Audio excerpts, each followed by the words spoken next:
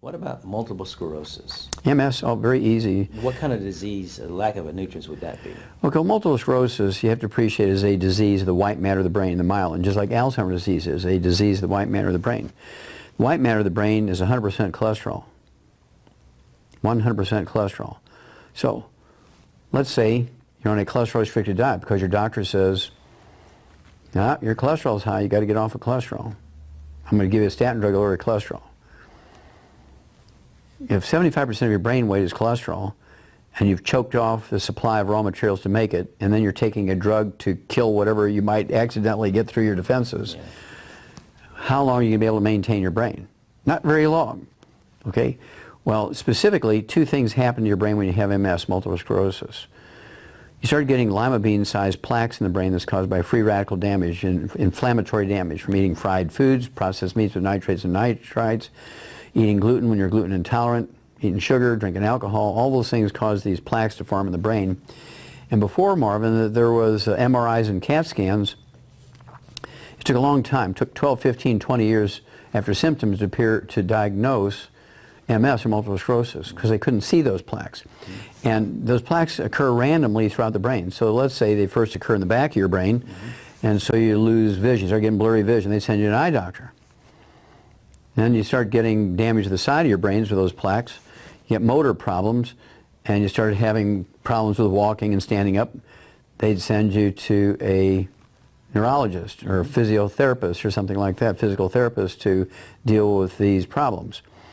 And so it took a long time. Maybe you'd have to die, and they'd do an autopsy, and they'd cut your brain open. They say, well, they got plaques in the brain. It was MS. Oh, well, fancy that.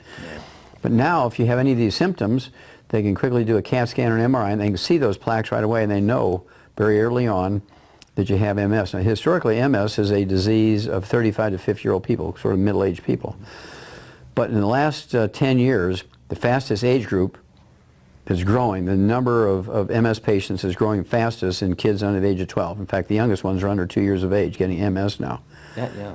Yes. That's because they're eating fried foods, they're eating oils, they replace butter and cream and lard with oils. Everything is olive oil, coconut oil, everything is corn oil, canola oil, soy oil, margarines. And these kids are being taken by grandma after school. They're taken to a fast food place to have a shake. Not a milkshake, but a shake. Now what's a shake made out of? It's made out of frozen oils. Whereas a milkshake's made out of milk. Those polyunsaturated fats. That's right. Interesting.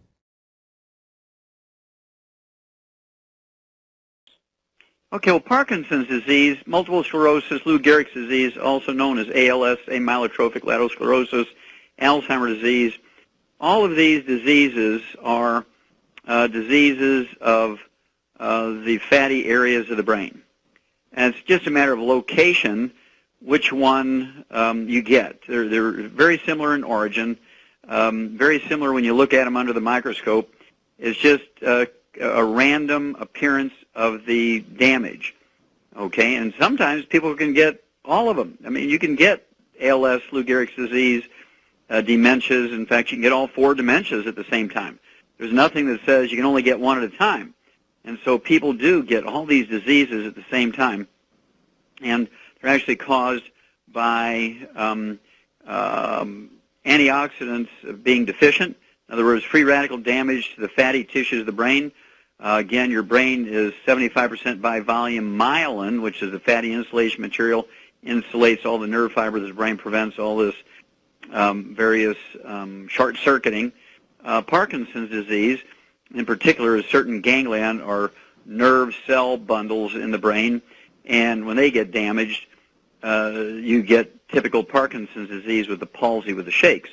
And, of course, when you take in, I like people with Parkinson's disease, ALS, or Lou Gehrig's disease, with things like MS, multiple sclerosis, and any of the dementias, particularly Alzheimer's disease, to take in 6 to 10 eggs a day.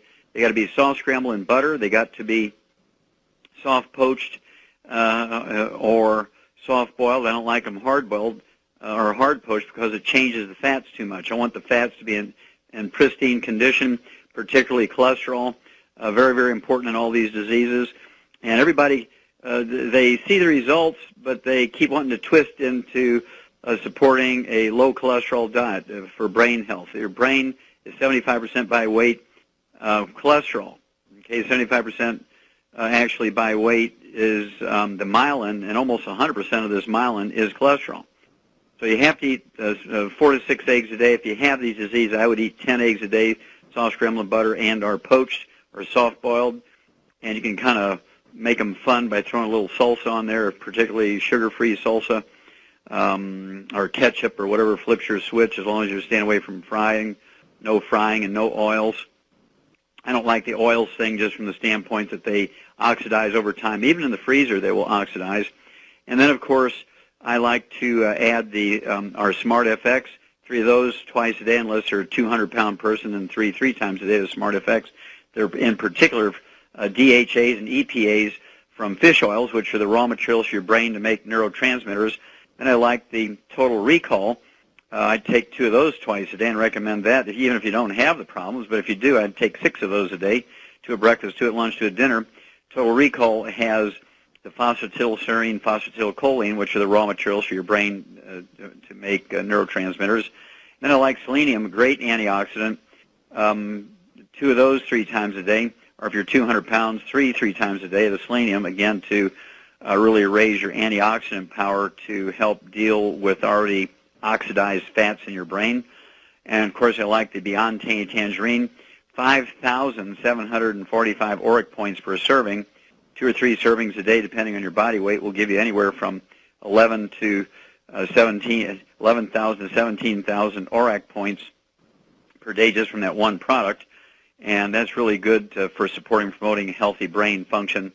And then, of course, I like all the antioxidants they can afford, which would include Beyond Juice, or Beyond Juice, just a great product there. It has 400% more antioxidant power than a well-known competitor out there in the market.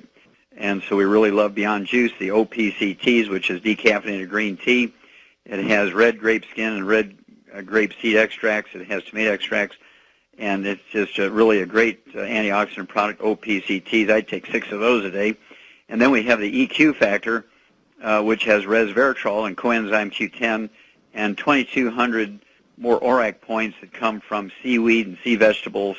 And it's really a great product. It's a liquid and really tastes great. It's called the EQ factor. And, of course, our dark chocolate Youngevity, it's a liquid, has 3,000 ORAC points. You take 3 ounces of that a day. That gives you 9,000 ORAC points. So it's easy, really easy to get up over 20,000 ORAC points. ORAC, which is an acronym or abbreviation for oxygen radical absorption capacity.